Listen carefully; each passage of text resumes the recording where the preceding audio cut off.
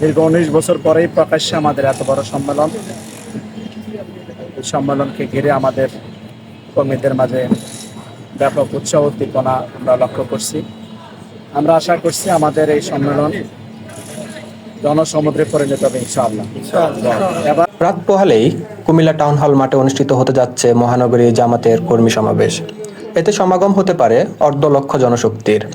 প্রায় 2 দশক পর কুমিল্লায় প্রকাশ্যে এমন বিশাল সম্মেলন ঘিরে উচ্ছ্বাসিত নেতাকর্মীরা। দলীয় আমির ডাক্তার শফিকুর রহমানকে বরণে ইতিমধ্যে সব প্রস্তুতি সম্পন্ন।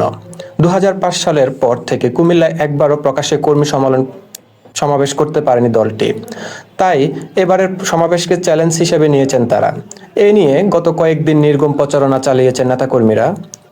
সিটি এলাকায় 27টি ওয়ার্ড ও উপজেলার 6টি ইউনিয়নে ব্যাপক মাইকিং ও পোস্টারিং করা হয়েছে। ব্যানার ফেস্টুনে চেয়ে গেছে গোটা নগরী। ব্যবসায়ী ও পথচারীদের মধ্যে লিফলেট বিতরণ করা হয়েছে। প্রায় প্রতিদিনই নগরীর স্বাগত মিছিল হয়েছে। কুমিল্লায় কর্মরত বিভিন্ন সাংবাদিকদের সাথে মত বিনিময় করেছেন মহানগরী জামাতের নেতৃবৃন্দ। শুধু নেতাকর্মী নয়, সমাবেশ ঘিরে সাধারণ মানুষও খুশি।